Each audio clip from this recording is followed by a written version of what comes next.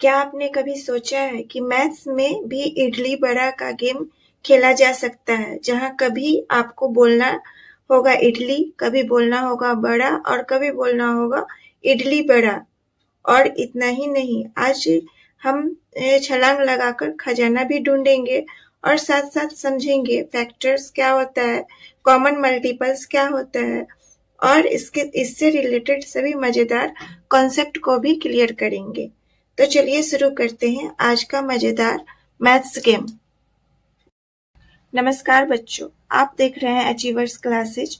आज के इस वीडियो में हम लोग क्लास 6 की मैथ्स बुक जिसका नाम गणित प्रकाश है और यह बुक जो है नई पाठ्यक्रम पे आधारित है का चैप्टर 5 जिसका नाम है अभाज्य समय।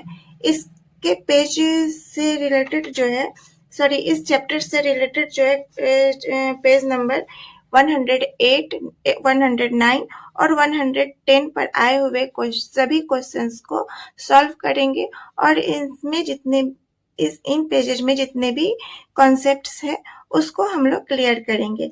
आज के इस वीडियो में हम लोग पढ़ेंगे इडली बड़ा गेम कैसे खेलते हैं, 3 और 5 के गुणज को कैसे पहचानते हैं, फैक्टर्स जिसे गुणनखंड कहते हैं क्या होते हैं और कॉमन फैक्टर्स तथा कॉमन मल्टीपल्स कैसे ढूंढते हैं। तो वीडियो को अंत तक जरूर देखिएगा क्योंकि अंत में मैं आपसे कुछ मजेदार सवाल भी पूछूंगी। तो बच्चों, अब हम शुरू करते हैं पेज नंबर 108 पर को और समझते हैं इस मैथ्स के बहुत ही मजेदार मैथ्स गेम को जिसका नाम है इडली बड़ा खेल। इस खेल में जो है 1 से आगे तक की गिनती बोलनी होती है, लेकिन इसमें जो है एक छोटा सा नियम है। वह नियम क्या है, जब संख्या जो है 3 का गुणज हो तो हमें बोलना है इडली, और जब संख्या 5 का गुणज हो तो हमें बोलना है वड़ा, और जब संख्या जो है 3 और 5 दोनों का गुणनखंड हो, मतलब 3 और 5 का सार्व गुणनखंड हो, तो हमें उस समय बोलना है इडली बड़ा। तो इसी नियम के आधार पर जो है हम लोग इन क्वेश्चंस को जो है सॉल्व करेंगे, जिसमें कि पहला क्वेश्चन है किस संख्या पर 10वीं बार इडली बड़ा कहा जाएगा। तो बच्चों, जैसे कि हम लोग जानते हैं जो इडली बड़ा हम लोग तब बोलते हैं जब संख्या 3 और 5 दोनों से विभाजित हो। इसका मतलब है जो हम लोग को 3 और 5 का एलसीएम देखना होगा। तो जब हम लोग 3 और 5 का एलसीएम निकालते हैं तो हम लोगों का एलसीएम कितना आता है, 3 और 5 का एलसीएम निकालते हैं तो हम लोगों को आंसर मिलता है 15। तो 15 वह पहले, इसलिए इडली बड़ा हम लोग इन संख्याओं पर कहेंगे जो 15 का जो है मल्टीपल्स होगा। तो इस तरह से हम लोग देखते हैं कि 10वीं बार इडली बड़ा कहने के लिए हम लोगों को संख्या 150 पर आना होगा। 150 ही वह संख्या होगी जिस पर हम लोग की जो है 10वीं बार इडली बड़ा बोलेंगे। अब दूसरा क्वेश्चन, यदि खेल 1 से 90 तक की संख्याओं के लिए खेला जा रहा हो तो ज्ञात कीजिए बच्चा कितनी बार इडली कहेगा। इसमें इडली बड़ा कही जाने वाली बारी भी सम्मिलित होगी। तो इसमें 1 से 90 तक की संख्याओं की गिनती करनी है और उसको बताना है जो कितनी बार इडली बोलना है। तो हम लोग जान रहे हैं जो इडली बोलने के लिए जो हम लोग को 3 का गुणज, हम लोग 3 के गुणज पर, तो हम लोग जानते हैं कि इडली बोलने के लिए हम लोगों को जो है 3 का गुणज, 3 के गुणज पर जो है हम लोग इडली बोलते हैं। तो खेल के अनुसार जो है 1 से 90 तक की गिनती बोलनी है।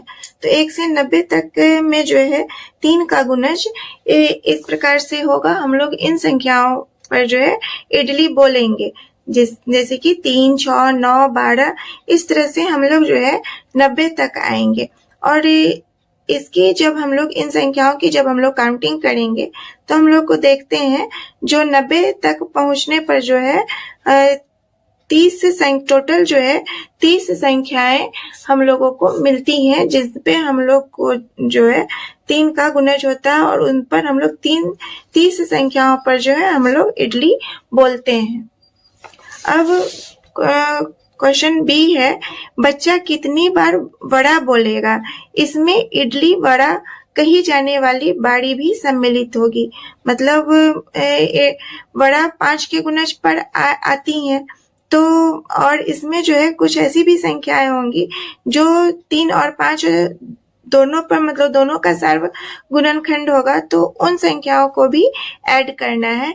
पहले क्वेश्चन में भी जो है ये जो संख्याएं 3 और 5 दोनों पर आ रही थी, उन संख्याओं को भी ऐड करना था, उनको भी लेकर ही गिनती करना था। इस तरह से उसका आंसर आया था 90।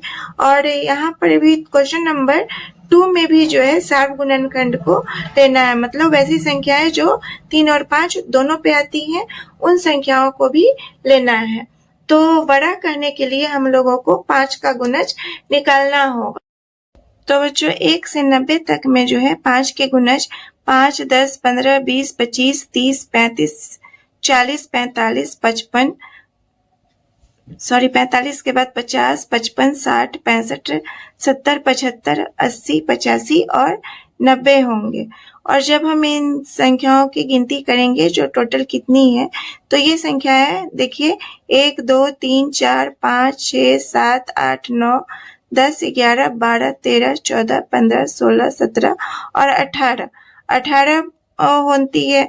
तो वड़ा करने वाली संख्याएं जो है हम लोग 18 बार 1 से 90 तक में जो है 18 बार हम लोग वड़ा कहेंगे। इसमें जो है कुछ ऐसी संख्याएं हैं जो कि 3 और 5 का भी है गुणनखंड, मतलब सार्व गुणनखंड है, जैसे कि 15 है, 30 है, 45 है, 60 है। तो इन सभी संख्याओं को भी ऐड करना है कंडीशन के अनुसार। क्वेश्चन में जो कंडीशन दिया गया है उसके अनुसार इन सभी संख्याओं को भी हटाना नहीं है, इन संख्याओं को भी ऐड करते हुए ही काउंटिंग करनी है। तो इस तरह से आंसर हमारा 18 आएगा। अब सी क्वेश्चन, बच्चा कितनी बार इडली बड़ा कहेगा। तो जैसा कि हम लोग जानते हैं कि इडली बड़ा तब कहते हैं जब संख्या 3 और 5 दोनों का गुणज होता है। तो ऐसी संख्याएं कितनी बार आएंगी 1 से 90 तक में। तो देखिए सी का आंसर क्या हो जाएगा, जो 90 तक में 15, 30, 45, 60, 75 और 90। तो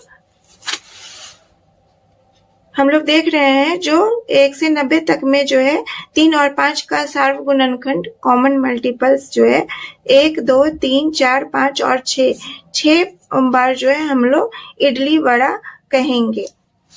तो इस तरह से ये सारे क्वेश्चन जो है सॉल्व हो गए। अब नेक्स्ट क्वेश्चन है, क्या होगा यदि खेल 900 तक खेला जाएगा। इसके आधार पर जो है आपके उत्तर में क्या परिवर्तन होंगे। तो बच्चों जब हम लोग संख्या जो है 900 तक ले जाएंगे, तो इस कंडीशन में जो है इडली बोली जाने वाली संख्याओं में भी वृद्धि हो जाएगी, वड़ा बोलने वाली संख्याओं में भी वृद्धि हो जाएगी और इडली वड़ा बोलने वाली संख्याओं में भी वृद्धि हो जाएगी। तो देखिए यहाँ देखिए, जब हम लोग इडली कितनी बार बोलेंगे ये पता लगाने के लिए जो है हम लोगों को 900 को 3 से डिवाइड करेंगे, तब हम लोग को पता चल जाएगा जो इडली कितनी बार बोलते हैं। तो इडली बोलने के लिए हम लोग कितनी बार बोलेंगे, तो 300 बार जो है हम लोग, जब 900 को 3 से डिवाइड करते हैं तो आंसर आता है 300। तो इडली हम लोग 300 बार बोलेंगे और वड़ा हम लोग कितनी बार बोलेंगे यह जानने के लिए 900 को 5 से डिवाइड करना होगा। तो आंसर आएगा हमारा 180 बार जो है हम लोग वड़ा बोलेंगे। और इडली वड़ा दोनों बोलने के लिए हम लोग को जानते हैं जो 15 से डिवाइड करना होगा। तो जब हम लोग 900 को 15 से डिवाइड करेंगे तो हमारा आंसर आएगा 60। इस तरह से हम लोगों ने देख लिया है, जो अगर खेल जो है 900 तक पहुंचेगी तो 300 बार हम लोग इडली बोलेंगे, 180 बार वड़ा बोलेंगे और 60 बार जो है इडली वड़ा बोलेंगे। यही अंतर, यही डिफरेंस जो है आ जाएगा। अब चौथा क्वेश्चन जो है क्या यह आकृति इडली बड़ा खेल से किसी रूप में संबंधित है। तो हाँ बच्चों, इसका आंसर जो होगा हाँ होगा। क्योंकि इस आकृति में हम लोग देख रहे हैं जो 2 गोले बनाए गए हैं, पहले गोले में 3 के गुणज है और दूसरे गोले में जो है 5 के गुणज है, और बीच का जो हिस्सा है वह जो है सार्व गुणनखंड का है। मतलब इसमें वैसी संख्याओं को रखी गई है जो कि 3 और 5 दोनों का गुणनखंड है। इस तरह से जो है यह आकृति हमें बहुत आसान तरीके से समझाती है जो कौन सी संख्या इडली है, कौन सी संख्या वड़ा है और कौन सी संख्या पर जो है इडली वड़ा है। तो इसका आंसर जो है क्वेश्चन नंबर 4 का आंसर हाँ में होगा। अब आगे देखिए जो कर रहा है, अब इडली वड़ा खेल कुछ अन्य संख्या युग्मों के साथ खेले, जैसे कि कुछ नंबर्स दिए हुए हैं, इनके साथ इडली वड़ा खेल को खेलना है। वो नंबर है 2 और 5, 3 और 7, 4 और 6। हम इडली छोटी संख्या के गुणज के लिए लेंगे, वड़ा जो है बड़ी संख्या के गुणज के लिए, और इडली वड़ा जो है सार्व गुणज के लिए कहेंगे। यदि खेल 60 तक खेला जा रहा हो तो आकृति 5.1 के समान एक आकृति बनाइए। तो आप जो है यह गेम जो ये इन तीनों संख्याओं को लेते हुए जो है आप लोग यह गेम खेलिए, और इसके लिए जो 5.1 में जो यहाँ फिगर दिया गया है इससे रिलेटेड जो एक आकृति बनाइए, और कहीं पे भी आपको कोई भी परेशानी आएगी तो प्लीज कमेंट में बताइएगा, मैं उसे सॉल्व जरूर करूंगी। अब नेक्स्ट पेज में पेज नंबर 109 का जो पहला क्वेश्चन है वह है निम्नलिखित संख्या में कौन सी संख्या अन्य संख्या हो सकती है, मतलब ऑड हो सकती है। यहाँ संख्या है 2, 3, 5, 8 और 10। तो इसमें कौन सी संख्या ऑड है यह पता लगाने के लिए जो हम लोग इन संख्याओं को ध्यान से देखेंगे तो देखते हैं कि 2 एक अभाज्य संख्या है, मतलब प्राइम नंबर है, 3 भी प्राइम नंबर है, 5 भी प्राइम नंबर है। तो ये तीनों 2, 3, 5 जो है प्राइम नंबर है। 8 जो है प्राइम नंबर नहीं है, यह कंपोजिट नंबर है, क्योंकि 8 जो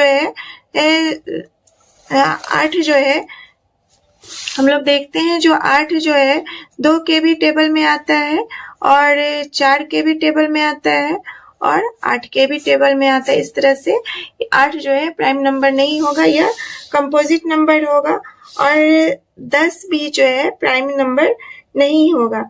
अब अगर हम लोग जो है इन संख्याओं को देखें तो हम लोग देखते हैं जो गलत हो।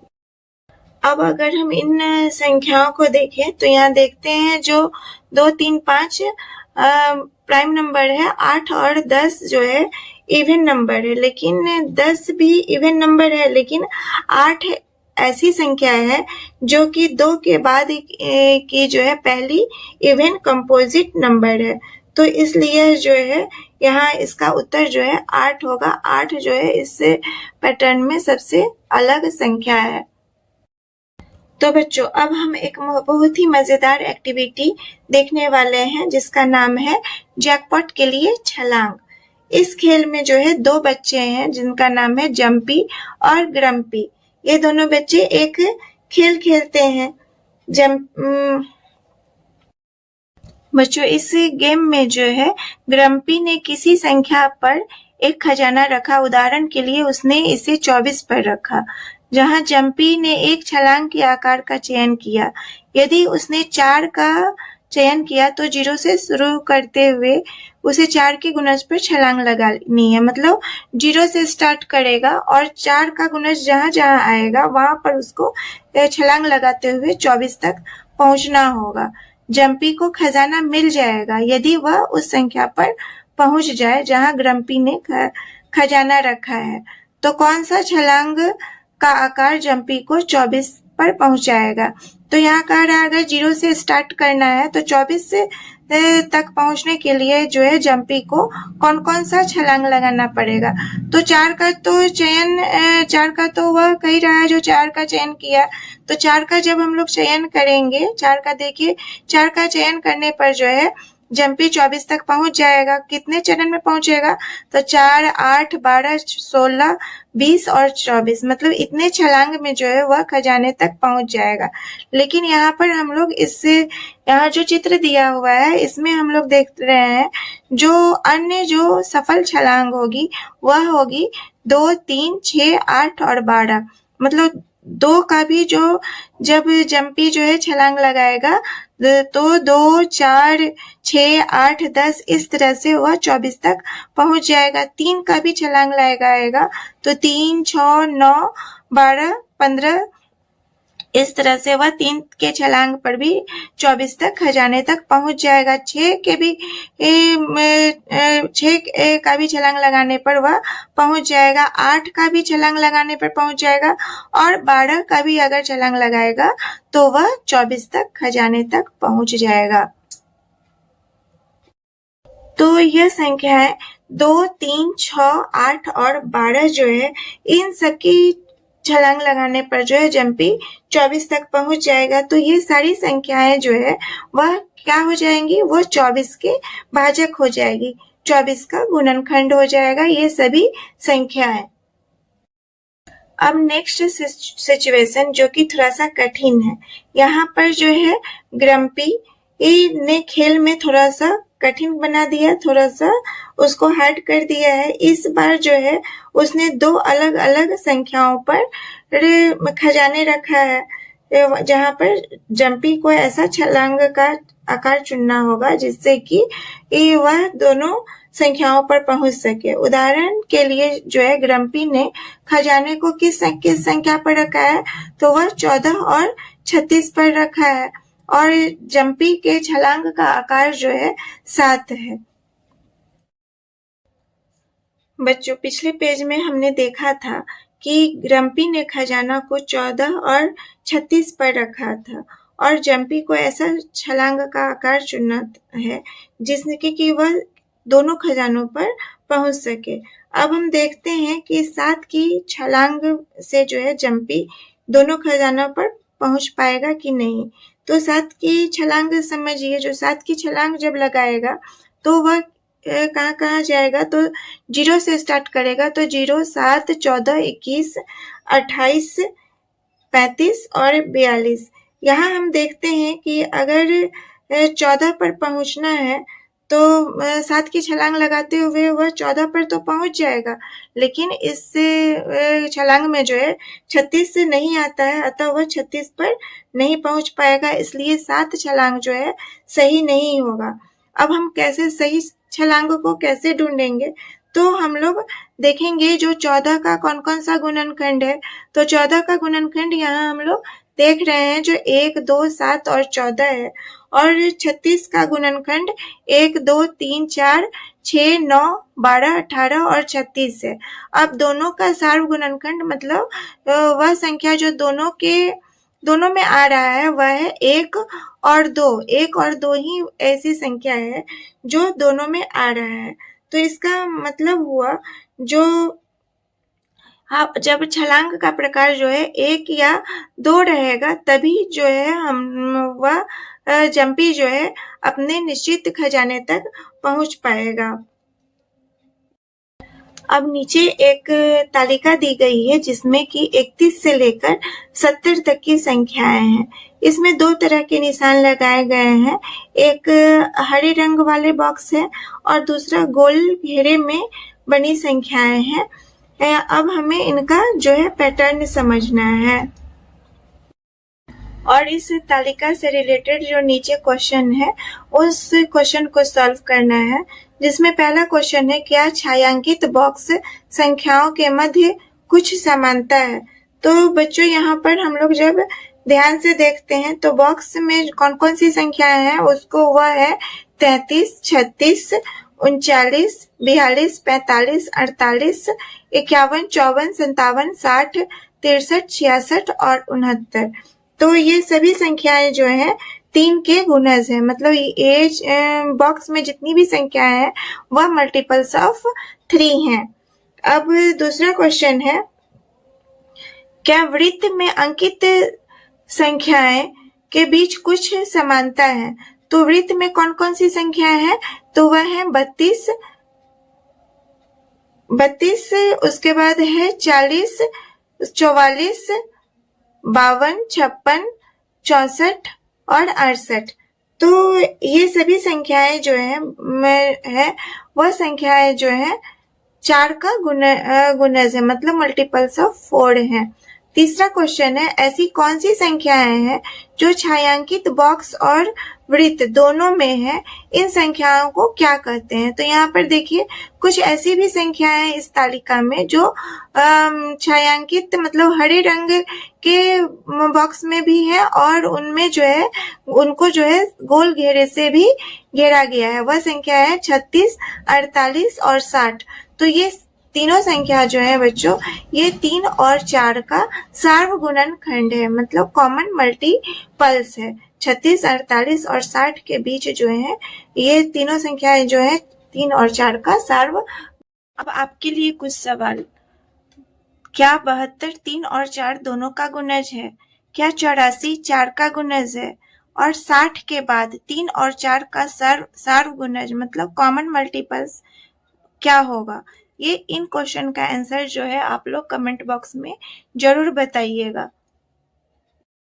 तो बच्चों आज के इस वीडियो में जो है हम लोगों ने इस चैप्टर का पेज नंबर 108, 109 और 110 को जो है आसान भाषा में समझा है और इन पेजेस पर आने वाले सारे क्वेश्चंस को सॉल्व किए हैं, जिसमें कि हम लोग सबसे पहले इडली वड़ा गेम में से रिलेटेड जो क्वेश्चन थे उसको सॉल्व किए हैं, फैक्टर्स को समझे, फैक्टर क्या होता है, गुणनखंड क्या होता है उनको समझा है, कॉमन फैक्टर्स और कॉमन मल्टीपल्स क्या होता है उनको भी समझा है।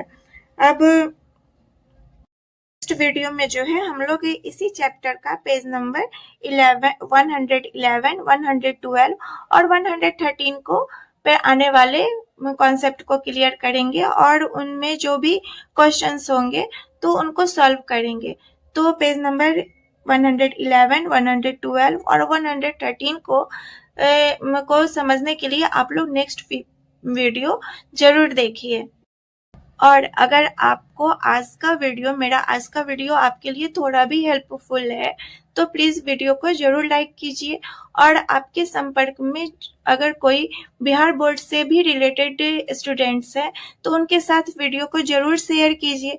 और अगर मेरे चैनल पर नए हैं तो प्लीज चैनल को निश्चित रूप से सब्सक्राइब कीजिए और बेल आइकन जरूर प्रेस कीजिए ताकि नोटिफिकेशन सबसे पहले आप तक ही पहुंचे।